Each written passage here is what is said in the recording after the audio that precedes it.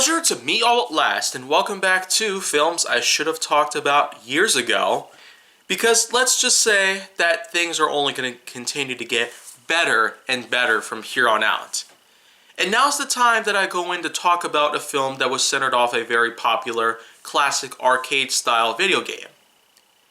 And yeah, as it turns out, movies based off of video games, they're sort of things that happen to be doomed all the time. I feel like, though, out of all of them, this one seems to stand out from many of them. Rampage. That's right, one of many films released in spring 2018 that happened to really capitalize on a lot of big subjects out there. I mean, that period in time was already very busy in the global marketplace to movie theaters and otherwise, because that is in fact the same exact time that other films like Avengers Infinity War and, wow, Pacific Rim Uprising, basically all three of those films were released around the same time. So the thing is, well, it was a very busy time. But anyways, Rampage.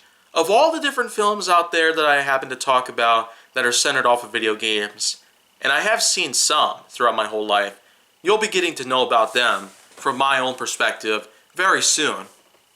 Rampage, however, being a classic arcade video game that happens to be more of a cult classic because there aren't necessarily that many iterations of this old-fashioned, pixelated thing out there. But anyways, the main thing about Rampage, the film, a live-action film that's supposedly based off of the game, happens to really give us a big story on how the origins of the whole thing is said to be. You basically have yourself actors like Dwayne Johnson. I mean, who would have thought? Dwayne Johnson happens to be the big cliche protagonist that actually has been appearing in many more films nowadays, to the point where it's getting a little ridiculous. We keep seeing a little more Dwayne Johnson than we keep seeing other actors out there like Nolan North or Robert Downey Jr. or even Tom Holland and Benedict Cumberbatch. Now, the thing is, I know that most of these actors out there are getting a lot more attention now than they used to, which would mean that a lot of people would want to have work with them for other new upcoming projects, but again, it's getting a little ridiculous. But still, I probably wouldn't have it any other way. Dwayne Johnson is just amazing. No matter what kind of film, I happen to find some sort of likability to it just because of Dwayne Johnson.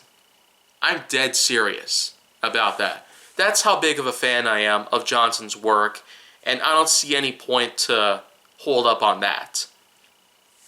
In terms of Rampage, Dwayne Johnson's performance in here, unlike most others, is certainly centered on a lot of unique merits that I never quite saw coming. Because the film's premise, especially based on the game, is that you have yourself an albino gorilla inside of a zoo, as well as a few other animals situated throughout the world. But the thing is, they all encounter the same exact sort of thing.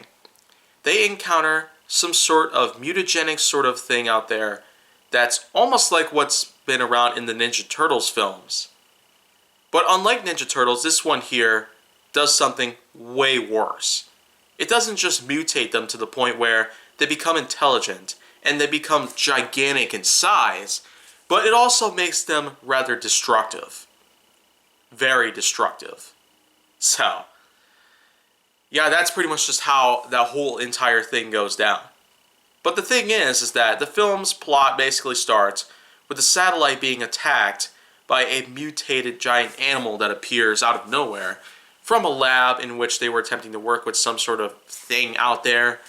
Yeah, it's kind of weird that I'm already starting to forget about it, but I'm doing what I can to the best of my ability to talk about it as much as I possibly can, in depth and in focus.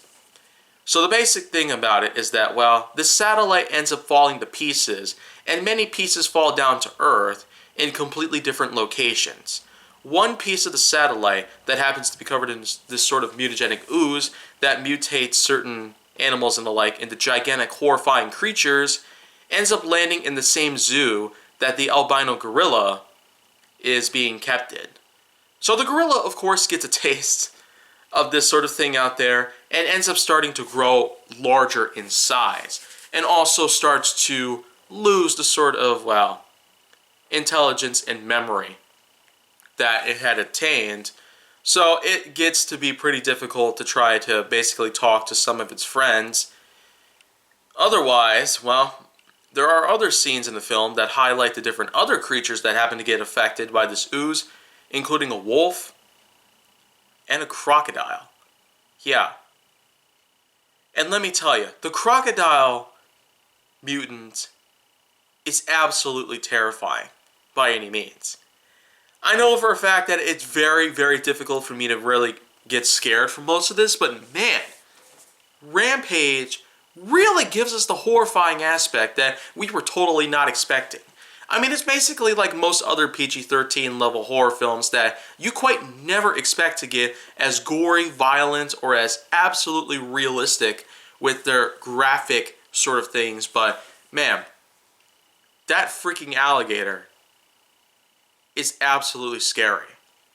Man. Also the sound it makes. Of course, we're all familiar with how the sound department in most films these days happen to make their sound effects, but man, whoever was in charge of doing the Foley recording segments for the crocodile's, well, roar, I want to freaking hire right now. I swear, man, $70 an hour. That's how much I like their effects, pretty much. But again, Rampage, I can't really say it's probably a great video game movie out there, a movie based off a game, because once again, video game movies are pretty much just concepts that are doomed, by all means.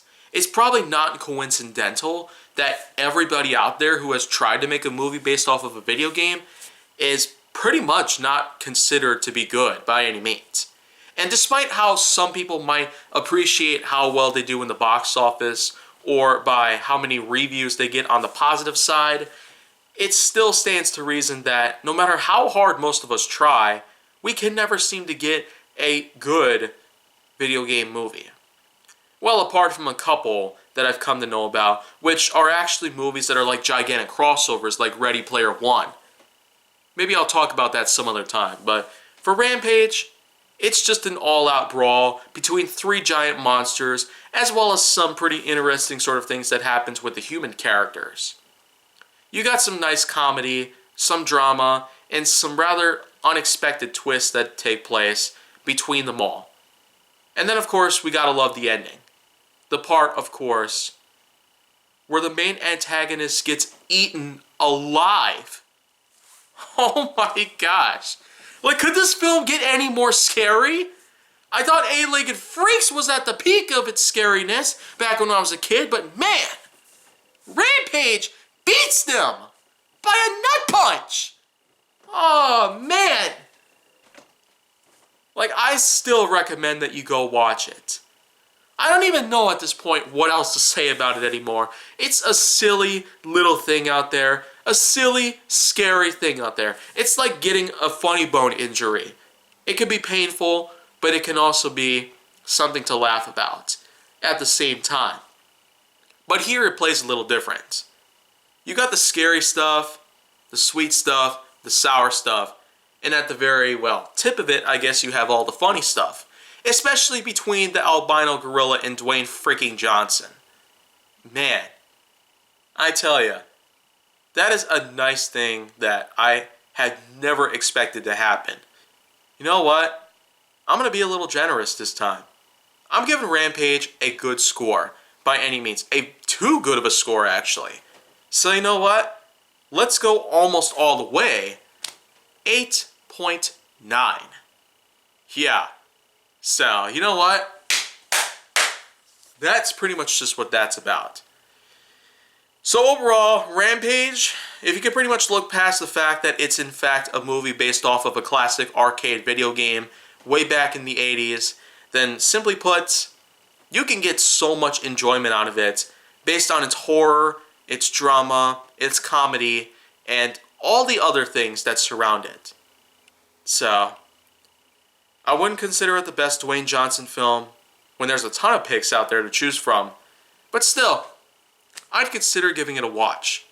Maybe a second time now that a lot of things don't seem to be coming back to me. But hey, at least I'm trying to remember as much as I can from all these films that I've been watching throughout the past several months. Because let me tell you, I got tons of others to talk about still. I am having myself the time of my life by this point, by talking about many films out there that I never got the chance to talk about ever, pretty much. So you know what? Let's stay tuned for the next one and see how much better it can get from here. But if you want to see more, go down to my channel.